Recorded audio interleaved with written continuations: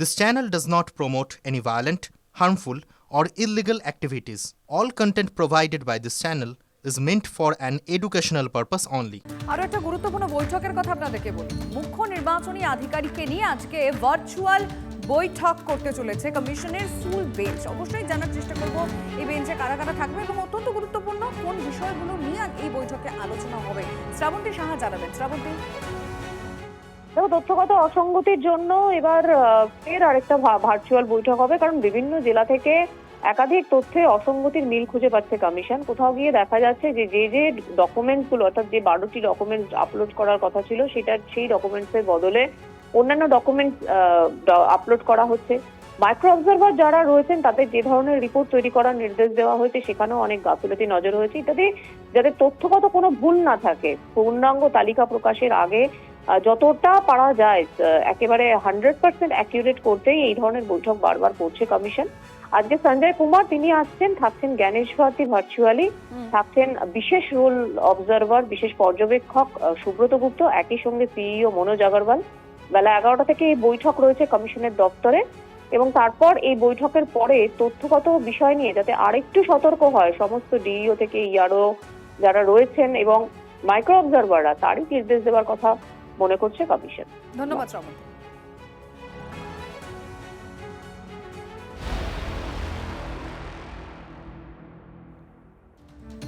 ইআরওদের একাংশের কাজে তীব্র অসন্তুষ্ট কমিশন। তাদের আপলোড করা তথ্যে সন্দেহ হলে পুনরায় ভেরিফাই করার জন্য বিশেষ রোল অবজারভারদের দায়িত্ব দিয়েছে কমিশন।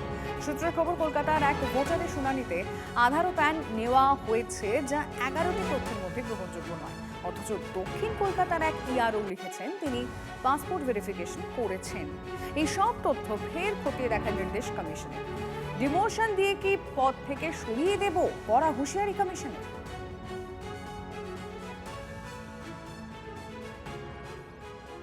হুঁশিয়ারি তো দিচ্ছেন, কারণ তাদের কাছে তথ্য আছে যে এই বিএলও থেকে এসআরও এরাই আপলোড করার সময় নাম ভুল লিখেছে, তথ্য ভুল লিখেছে, তারাই আবার নোটিশ পাঠাচ্ছে। ফলে একটা জটিলতা তৈরি হয়েছে, নির্বাচন কমিশনকে টার্গেট হতে হচ্ছে।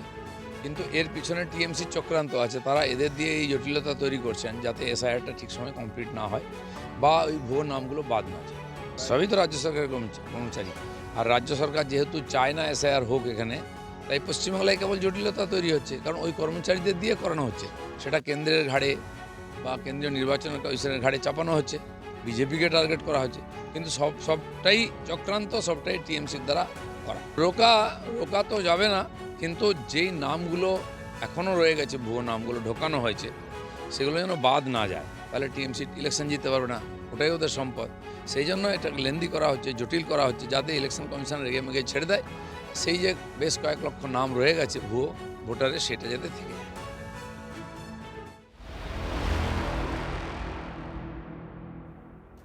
দক্ষিণ চব্বিশ পরগনার এডিএম এর ভূমিকায় ক্ষুব্ধ কমিশন। এডিএম ভাস্কর পালের নির্দেশ ঘিরে শোরগোল। ইআরওদের নিয়ম বহির্ভূত নির্দেশ দেওয়ার অভিযোগ ভাস্কর পালের বিরুদ্ধে। কমিশন সূত্রের দাবি, নির্দেশে অতিরিক্ত জেলা শাসক ইআরওদের স্পষ্টভাবে জানিয়েছেন ভোটারদের শুনানি হওয়ার পর যেন কেউ নট ভেরিফাইড বা যাচাই হয়নি অপশনে ক্লিক না করেন, বরং প্রতিদিন অন্তত 3000 ভোটারের তথ্য ভেরিফাইড হিসেবে আপডেট করার লক্ষ্য পূরণ করতে হবে। অভিযোগ শুনানির পরেও যদি কোনো নথি বা পরিচয় সংক্রান্ত তথ্য অসম্পূর্ণ থাকে, তবু তা যাচাই সম্পন্ন হিসেবে চিহ্নিত করার চাপ তৈরি করা হচ্ছে। অভিযোগ প্রতারণায় সামিল এই এডিএম। আপাতত অভিযোগের ভিত্তিতে তদন্ত করছে কমিশন।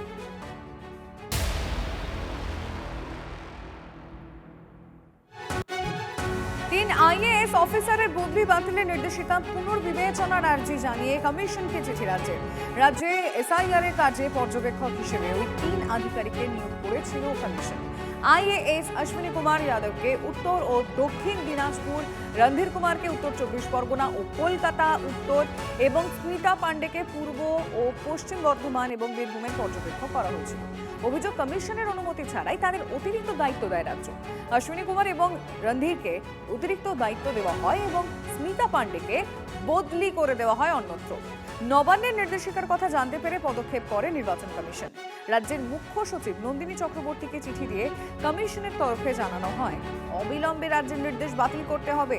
পাল্টা কমিশনকে চিঠি দিয়েছে নবান্ন।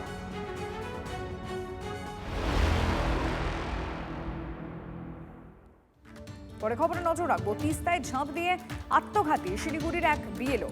পরিবারের অভিযোগ, এসআইআর এর কাজ নিয়ে অতিরিক্ত চাপে ছিলেন বিএলও শ্রবণ সাহা।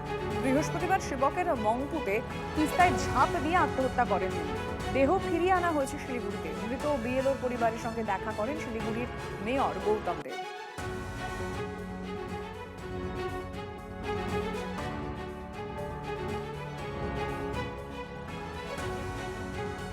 ব্যাক টু ব্যাক এই মুহূর্তে আরো একটা বড় খবর আসছে, কিন্তু কি খবর আসছে বিগ ওয়ালে দেখবো, পিসিআর কে বলবো সেই খবর বিগ ওয়ালে দর্শকদের জন্য সামনে রাখতে।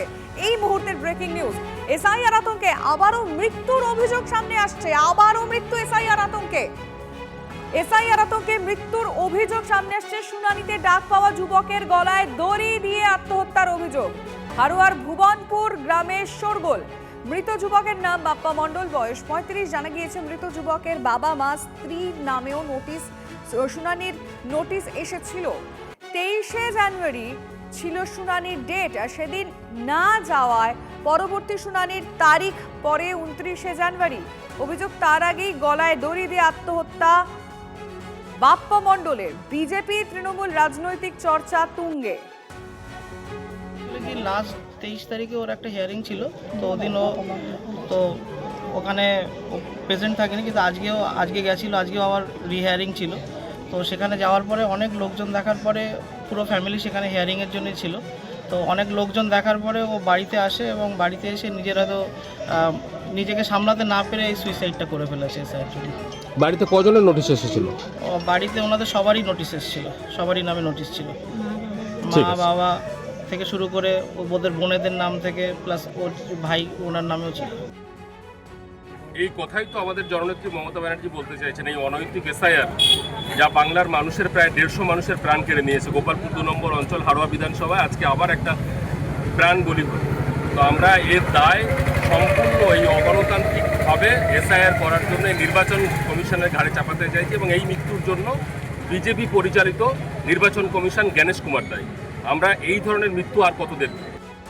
আসলে পশ্চিমবঙ্গে তৃণমূল কংগ্রেস এসআইআর কে নিয়ে নিজেদের দলের আতঙ্ককে সাধারণ মানুষের মধ্যে ছড়িয়ে দিতে চাইছেন। হতেও তো পারে উনি পশ্চিমবঙ্গের ভবিষ্যতের দিশা না পেয়ে অবসাদগ্রস্ত হয়ে পড়েছেন।